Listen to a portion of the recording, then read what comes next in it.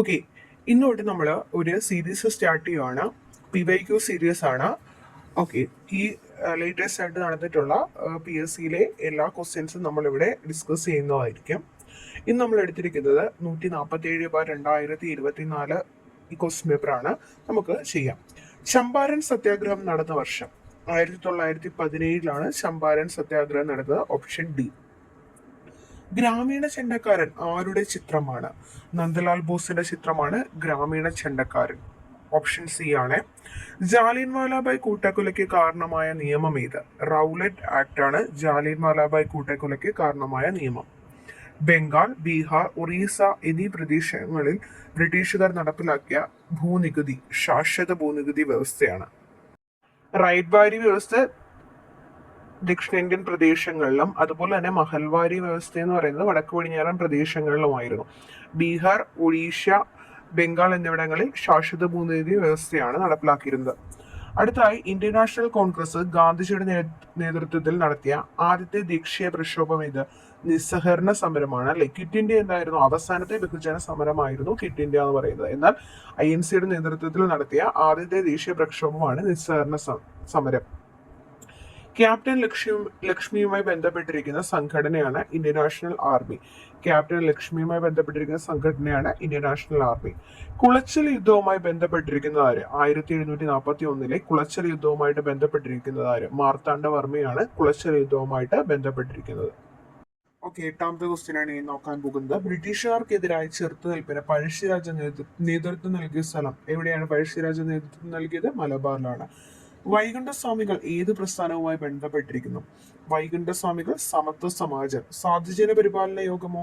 അയ്യങ്കാളിയാണ്. അല്ലെ, സഹോദര പ്രസ്ഥാനം സഹോദരൻ അയ്യപ്പനാണ്. വൈക്കം സത്യാഗ്രഹത്തിന് അനുഭാവം പ്രകടിപ്പിച്ച സവർണജാഥ സംഘടിപ്പിച്ച നേതാവ് ആരാണ്? മന്നത്ത് പത്മനാഭനാണ്. ഏത് സന്ധി പ്രകാരമാണ് മലബാർ ബ്രിട്ടീഷുകാർക്ക് ലഭിച്ചത്? രാജ്യസഭയുടെ അധ്യക്ഷൻ ഉപരാഷ്ട്രപതിയാണ്. വൈസ് പ്രസിഡന്റ് ആണ് രാജ്യസഭയുടെ അധ്യക്ഷൻ. ഇന്ത്യയുടെ നിയമനിർമ്മാണ സഭയുടെ പേരെന്താണ്? ഇന്ത്യയുടെ നിയമനിർമ്മാണ സഭയാണ് പാർലമെന്റ്. രാജ്യസഭാ അംഗങ്ങളുടെ കാലാവധി എത്ര വർഷമാണ്? 6 വർഷമാണ് രാജ്യസഭാ അംഗങ്ങളുടെ കാലാവധി. ഇന്ത്യൻ ഭരണഘടനയുടെ ശില്പി എന്നറിയപ്പെടുന്നത് ഡോക്ടർ BR അംബേദ്കർ ആണ്. ഇന്ത്യൻ ഭരണഘടനയുടെ ശില്പി എന്നറിയപ്പെടുന്നത്. 2024 ഒളിമ്പിക്സ് നടന്ന സ്ഥലം പാരീസിലാണ്. 2024 ഒളിമ്പിക്സ് നടന്നത്. അടുത്ത ചോദ്യം, ബ്രിട്ടീഷ് പാർലമെന്റിലേക്ക് തിരഞ്ഞെടുക്കപ്പെട്ട ആദ്യ മലയാളി? സോജൻ ജോസഫ് ആണ് ബ്രിട്ടീഷ് പാർലമെന്റിലേക്ക് തിരഞ്ഞെടുക്കപ്പെട്ട ആദ്യ മലയാളി. സ്വാതന്ത്ര്യാനന്തരം ഇന്ത്യയിൽ നിർമ്മിച്ച വിവിധ ഇരുമ്പുരുക്കശാലകൾ, സഹായം നൽകിയ രാജ്യങ്ങൾ എന്നിവയുടെ പട്ടിക ചുവടെ നൽകുന്നു. ശരിയായ ജോഡികൾ ഏവ? ഓക്കെ, ഏതൊക്കെയാണ് ശരിയായ ജോഡികൾ എന്ന് പറയുന്നത്? 1ഉം 4ഉമാണ് ശരിയായ ജോഡി. Durgapur Britain, Bhilai Soviet union. ഇത് രണ്ടുമാണ് ശരിയായ ജോഡികൾ എന്ന് പറയുന്നത് കേട്ടോ. Durgapur Britain, Bhilai Soviet union. ഇനി അടുത്തത്, ഇന്ത്യയിലെ ഹരിത വിപ്ലവത്തിന് വഴിയൊരുക്കിയ ഘടകങ്ങൾ ഏവ? അത്യുൽപാദന ശേഷിയുള്ള വിത്തിനങ്ങൾ, മെച്ചപ്പെട്ട ജലസേചന സൗകര്യം, കുറഞ്ഞ പലിശയിലുള്ള സാമ്പത്തിക സഹായം. ഇതെല്ലാം ശരിയാണ്. അടുത്ത ചോദ്യം, ഭക്ഷ്യ സ്വയം പര്യാപ്തത, സമ്പദ്ഘടനയുടെ സ്വയം പര്യാപ്തത എന്നിവ ഏത് പഞ്ചവത്സര പദ്ധതിയുമായി ബന്ധപ്പെട്ടിരിക്കുന്നു? 3ാം പഞ്ചവത്സര പദ്ധതിയാണ് ഭക്ഷ്യ സ്വയം പര്യാപ്തത, സമ്പദ്ഘടനയുടെ സ്വയം പര്യാപ്തത. സ്വാതന്ത്ര്യാനന്തരം ഭാഷയുടെ അടിസ്ഥാനത്തിൽ സംസ്ഥാനങ്ങളെ പുനഃസംഘടിപ്പിക്കുന്നതിന് രൂപീകരിച്ച സംസ്ഥാന പുനഃസംഘടനാ കമ്മീഷനിൽ അംഗമായിരുന്ന വ്യക്തി ആരാണ്? സ്വാതന്ത്ര്യാനന്തരം ഭാഷയുടെ അടിസ്ഥാനത്തിൽ സംസ്ഥാനങ്ങളെ പുനഃസംഘടിപ്പിക്കാൻ രൂപീകരിച്ച സംസ്ഥാന പുനഃസംഘടനാ കമ്മീഷനിൽ അംഗമായിരുന്ന വ്യക്തിയാണ് KM പണിക്കർ. ഇന്ത്യയിലെ ആദ്യത്തെ റോക്കറ്റ് വിക്ഷേപണ കേന്ദ്രം ആരംഭിച്ചത് എവിടെയാണ്? തുമ്പയിലാണ്. തിരുവനന്തപുരം തുമ്പയിലാണ് ആദ്യത്തെ റോക്കറ്റ് വിക്ഷേപണ കേന്ദ്രം ആരംഭിച്ചത്.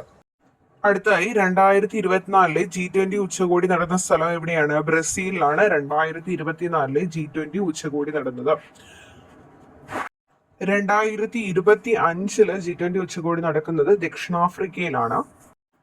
അടുത്ത ചോദ്യം, 2024 പാരീസ് ഒളിമ്പിക്സിൽ ഇന്ത്യ നേടിയ ആകെ മെഡലുകൾ? അപ്പം ഒളിമ്പിക്സ് എന്ന് പറയുന്നത് ഇമ്പോർട്ടന്റ് ആണ് കേട്ടോ. 6 മെഡലുകളാണ് ഇന്ത്യ നേടിയത്. ഹിമാലയൻ നദികളും അവയുടെ പോഷക നദികളും താഴെ തന്നിരിക്കുന്നു. അതിൽ ചേരാത്തത് കണ്ടെത്തുക. ബ്രഹ്മപുത്ര, കാഗ്രയാണ് ചേരാത്തത്. ഉത്തരമഹാസമുദ്രത്തിന്റെ പ്രാദേശിക വിഭാഗങ്ങളിൽ ഏത് വിഭാഗവുമായി ബന്ധപ്പെട്ടതാണ് മരുസ്ഥലി ബാഗർ മേഖലകൾ? രാജസ്ഥാൻ സമതലമാണ്. മരുസ്ഥലി ബാഗർ ഇതുമായിട്ട് ബന്ധപ്പെട്ടതാണ് രാജസ്ഥാൻ സമതലം.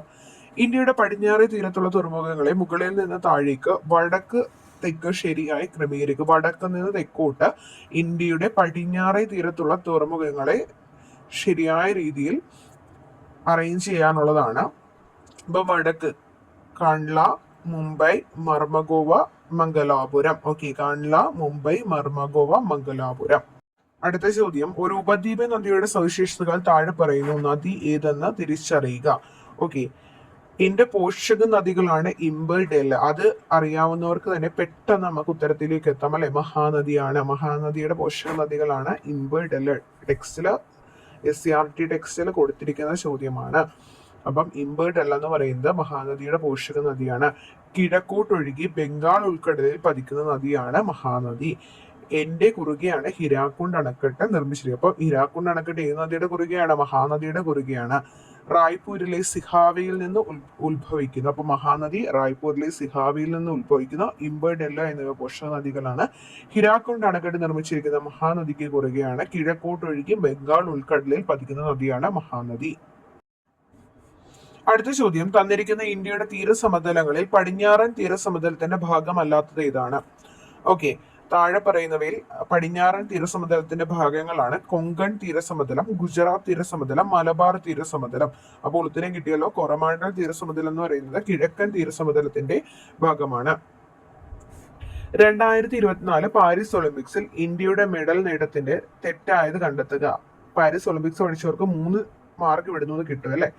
ഓക്കെ, തെറ്റായതാണ് നീരജ് ചോപ്ര വെങ്കല മെഡൽ ജാവലിൻ ത്രോയിൽ നേടി എന്നുള്ളതാണ് തെറ്റ്. ഓക്കെ, ബാക്കിയുള്ളതൊക്കെ ശരിയായിട്ടുള്ള കാര്യമാണ്. മനു ഭാക്കറിന് വെങ്കല മെഡൽ 10 മീറ്റർ എയർ പിസ്റ്റലിൽ മനു ഭാക്കറിന് വെങ്കല മെഡൽ ലഭിച്ചു. സ്വപ്നിൽ കുഷാലയ്ക്ക് വെങ്കല മെഡലാണ്. 50 മീറ്റർ എയർ റൈഫിളിൽ തന്നെയാണ് 3 പൊസിഷൻസിൽ. ഇന്ത്യൻ മെൻസ് ഹോക്കി ടീമിനും വെങ്കല മെഡലാണ് ലഭിച്ചത്. അടുത്തത്, ഈ സമീപകാലത്ത് ഇന്ത്യൻ പ്രധാനമന്ത്രി നടത്തിയ ദ്വിരാഷ്ട്ര സന്ദർശനത്തിൽ ഉൾപ്പെട്ട രാജ്യങ്ങൾ ഏതൊക്കെയാണ്? പോളണ്ടും ഉക്രൈനുമാണ്. ഈ അടുത്ത കാലത്ത് കേന്ദ്ര സർക്കാർ അംഗീകാരം നൽകിയ ഒരു പദ്ധതിയാണ് UPS. ഇതെന്താണ്? പുതിയ പെൻഷൻ പദ്ധതിയാണ് കേട്ടോ. പുതിയ പെൻഷൻ പദ്ധതിയാണ്. ആനന്ദ് ഏകർഷി സമീപകാലത്ത് വാർത്തയിൽ ഇടം നേടിയ വ്യക്തിയാണ്. എന്തുമായി ബന്ധപ്പെട്ടിരിക്കുന്നു? മികച്ച തിരക്കഥാകൃത്തിനുള്ള ദേശീയ ചലച്ചിത്ര പുരസ്കാരം ലഭിച്ച വ്യക്തിയാണ് ആനന്ദ് ഏകർഷി. 2011 ജനസംഖ്യാ കണക്കെടുപ്പ് അനുസരിച്ച് കേരളത്തിലെ സ്ത്രീ പുരുഷ അനുപാതം 10:84 ആണ് അല്ലെ. തന്നിരിക്കുന്ന വനപ്രദേശങ്ങളിൽ അഗസ്ത്യമല ജൈവമണ്ഡല മേഖലയിൽ ഉൾപ്പെടാത്തത് ഏതാണ്? മണ്ണാർക്കാടാണ്. ബാക്കിയെല്ലാം അഗസ്ത്യമല ജൈവമണ്ഡല മേഖലയിൽ ഉൾപ്പെടുന്നതാണ്. കോന്നി, അച്ചൻകോവിൽ, തെന്മല എന്നിവ അഗസ്ത്യമല ജൈവമണ്ഡല മേഖലയിൽ ഉൾപ്പെടുന്നതാണ്. ഏറ്റവും കൂടുതൽ വനപ്രദേശമുള്ള കേരളത്തിലെ ജില്ല ഏതാണ്? ഇടുക്കി ജില്ലയാണ് ഏറ്റവും കൂടുതൽ വനപ്രദേശമുള്ള കേരളത്തിലെ ജില്ല. ഏറ്റവും വലിയ ജില്ല ഏതാണ്? ഇടുക്കിയാണ് അല്ലെ. താഴെ പറയുന്ന ജില്ലകളുടെ പൊതുവായ ഒരു സവിശേഷത. വയനാട്, ഇടുക്കി, പത്തനംതിട്ട, കോട്ടയം. എന്താണ് സവിശേഷത? കടൽ തീരം ഇല്ലാത്ത ജില്ലയാണ് പത്തനംതിട്ട, കോട്ടയം, ഇടുക്കി, പാലക്കാട്, വയനാട്. ഒരു പാട്ട് പോലെ നമ്മളൊക്കെ പഠിച്ചു വെക്കണം കേട്ടോ. എവിടേക്കാണ് കടൽ തീരമില്ലാത്തത്? പത്തനംതിട്ട, കോട്ടയം, ഇടുക്കി, പാലക്കാട്, വയനാട്. ഓക്കെ, അടുത്ത ചോദ്യം റോങ് ആയിട്ടുള്ളതായിരുന്നു. അടുത്തത്, കേരളത്തിലെ കായലുകളും ബന്ധപ്പെട്ട ജില്ലകളും തന്നിരിക്കുന്നു. ഇതിൽ ശരിയായത് കണ്ടെത്തി എഴുതുക. വെള്ളായണി തടാകം തിരുവനന്തപുരത്താണ്. കേരളത്തിലെ കായലുകളും ബന്ധപ്പെട്ട ജില്ലകളും തന്നിരിക്കുന്നു. ഇതിൽ ശരിയായതാണ് വെള്ളായണി തടാകം തിരുവനന്തപുരത്താണ്. പൂക്കോട് എവിടെയാണ്? വയനാടാണ്. ഓക്കെ, ഇടുക്കി ജലവൈദ്യുത പദ്ധതിയുമായി ബന്ധപ്പെട്ട് ശരിയായ പ്രസ്താവനകൾ കണ്ടെത്തുക. ശരിയായ പ്രസ്താവനകളാണ് തന്നിരിക്കുന്നത്. 3 മാത്രം തെറ്റാണ്, ബാക്കിയെല്ലാം ശരിയാണ്. അതായത് D ആണ് ഓപ്ഷൻ. ഇത് കാനഡ സർക്കാരിന്റെ സഹായത്താൽ നിർമ്മിച്ചതാണ്. പഠിച്ചു വെച്ചു. ഇടുക്കി ജലവൈദ്യുത പദ്ധതി കാനഡ സർക്കാരിന്റെ സഹായത്താൽ നിർമ്മിച്ചതാണ്. കുളമാവ് അണക്കെട്ട്, ചെറുതോണി അണക്കെട്ട്, ഇടുക്കി ആർച്ച് ഡാം എന്നിവ ഇതിന്റെ ഭാഗമാണ്. ഇടുക്കി ജലവൈദ്യുത പദ്ധതിയുടെ ഭാഗമാണ് കുളമാവ്, ചെറുതോണി, ഇടുക്കി ആർച്ച് ഡാം. വൈദ്യുതി ഉണ്ടാക്കിയതിന് ശേഷം പവർ സ്റ്റേഷനിൽ നിന്ന് ജലം തൊടുപുഴ 6-ൽ എത്തിച്ചേരുന്നു. ഓക്കെ, എവിടെയാണ് എത്തിച്ചേരുന്നത്? വൈദ്യുതി ഉണ്ടാക്കിയതിന് ശേഷം ജലം തൊടുപുഴ ആറിലാണ് എത്തിച്ചേരുന്നത്. സൂചനകളുടെ അടിസ്ഥാനത്തിൽ വന്യമൃഗ സംരക്ഷണ കേന്ദ്രം തിരിച്ചറിയുക. 1984 ആരംഭിച്ചത്. ഇവിടെ പറയുന്നത് ചിന്നാർ വന്യമൃഗ സംരക്ഷണ കേന്ദ്രത്തെ പറ്റിയാണ് കേട്ടോ. ഓക്കെ, 1984 ആരംഭിച്ചത്. പശ്ചിമഘട്ടത്തിന്റെ മഴനിഴൽ പ്രദേശം, ഇത് അറിയാവുന്നവർക്ക് ചിന്നാർ വേഗം കിട്ടും. പശ്ചിമഘട്ടത്തിന്റെ മഴനിഴൽ പ്രദേശത്ത് സ്ഥിതി ചെയ്യുന്നതാണ് ചിന്നാർ വന്യമൃഗ സംരക്ഷണ കേന്ദ്രം. വംശനാശ ഭീഷണി നേരിടുന്ന ഭീമൻ അണ്ണാനുകൾ ഇവിടെ പ്രശസ്തമാണ്. പ്രദേശത്തിന്റെ ഭൂരിഭാഗവും പുൽമേടുകളാൽ മൂടപ്പെട്ടിരിക്കുന്നു. 1984 ചിന്നാർ വന്യജീവി സംരക്ഷണ കേന്ദ്രം നിലവിൽ വരുന്നത്. കേരളത്തിൽ ഏറ്റവും കൂടുതലും കുറവും മുനിസിപ്പാലിറ്റികളുള്ള ജില്ലകളുടെ ജോഡി കണ്ടെത്തുക. ഏറ്റവും കൂടുതൽ മുനിസിപ്പാലിറ്റികൾ ഉള്ളത് എറണാകുളത്തും ഏറ്റവും കുറവുള്ളത് ഇടുക്കിയിലുമാണ്. കേരളത്തിൽ നിന്ന് എത്ര കായിക താരങ്ങളാണ് ഇത്തവണത്തെ പാരീസ് ഒളിമ്പിക്സിൽ പങ്കെടുത്തത്? എത്ര ചോദ്യമായി? 4 ചോദ്യമായി അല്ലേ? ഓക്കെ, കേരളത്തിൽ നിന്ന് 7 പേരാണ് പങ്കെടുത്തത്. ഇന്ത്യൻ ബഹിരാകാശ പദ്ധതിയായ ഗഗൻയാൻ പദ്ധതിയെ സംബന്ധിച്ച് താഴെ കൊടുത്തിരിക്കുന്ന ശരിയായ പ്രസ്താവനകൾ ഏതെല്ലാം? എല്ലാം ശരിയാണ്. ഇന്ത്യയുടെ പ്രഥമ ബഹിരാകാശ സഞ്ചാര പദ്ധതിയാണ് ഗഗൻയാൻ. മലയാളിയായ പ്രശാന്ത് ബാലകൃഷ്ണൻ നായർ പദ്ധതിയുടെ ഗ്രൂപ്പ് ക്യാപ്റ്റൻ ആണ്. 2018 പ്രധാനമന്ത്രി നരേന്ദ്രമോദിയാണ് പദ്ധതി പ്രഖ്യാപിച്ചത്. Group captain Ajit Krishnan, group captain Angad Pratap, wing commander Shubhanshu Shukla എന്നിവരാണ് മറ്റ് സഞ്ചാരികൾ.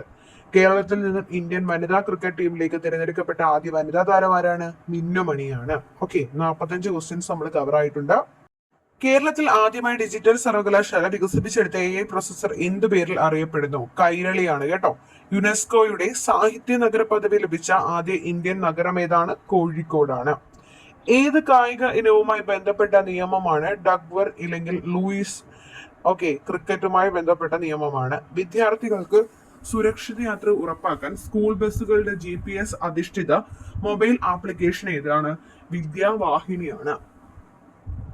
തിരുവനന്തപുരം ജില്ലയില് പാറാട്ടുകോണം എന്ന സ്ഥലത്ത് സ്ഥിതി ചെയ്യുന്ന മണ്ണ് മ്യൂസിയത്തെ സംബന്ധിച്ച് താഴെ തന്നിട്ടുള്ളവയിൽ ശരിയായ പ്രസ്താവനകൾ ഏതെല്ലാമാണ്? 2 മാത്രമാണ് തെറ്റ്, ബാക്കിയെല്ലാം ശരിയാണ്. ലോകത്തിലെ ഏറ്റവും വലിയ മണ്ണ് മ്യൂസിയമാണ് തിരുവനന്തപുരം ജില്ലയിലെ Parattukonam museum. Kerala government soil survey and conservation department ആണ് ഈ മ്യൂസിയം സ്ഥാപിച്ചത്. 2014 ജനുവരി 1 ഉദ്ഘാടനം ചെയ്തു. അപ്പൊ 2024 10 വർഷമായില്ലേ? അതായിരിക്കും ചോദിച്ചത്. കേരളത്തിലെ ഭിന്നശേഷിക്കാർക്ക് ഏകീകൃതമായ തിരിച്ചറിയൽ രേഖ ഉണ്ടാക്കുന്നതിന്റെ ഭാഗമായി നടത്തപ്പെടുന്ന പ്രചാരണ പരിപാടി എന്ത് പേരിൽ അറിയപ്പെടുന്നു? തന്മുദ്ര എന്നാണ്. ഈ പാർട്ടിൽ 51 ചോദ്യങ്ങളാണ് പറഞ്ഞിരിക്കുന്നത്. ബാക്കി അടുത്ത പാർട്ടിലായിരിക്കും ഉണ്ടായിരിക്കുക. എല്ലാവരും ക്വസ്റ്റ്യൻ പേപ്പർ എടുത്ത് ഒന്ന് ചെയ്ത് നോക്കുക. അറിയാത്തവയൊക്കെ ഒന്ന് എഴുതി പഠിച്ചു പോകുക. ഇതിനകത്തു നിന്ന് പല ചോദ്യങ്ങളും ഇനി റിപ്പീറ്റ് ചെയ്യാൻ സാധ്യതയുണ്ട്. നിങ്ങൾ പഠിക്കുമ്പോൾ ആ ക്വസ്റ്റ്യനും അതിന്റെ ഉത്തരവും ശരിക്കും പഠിച്ചു പോകുക. ക്വസ്റ്റ്യനകത്തു നിന്നും ഇനിയും ചോദ്യങ്ങൾ പ്രതീക്ഷിക്കാം.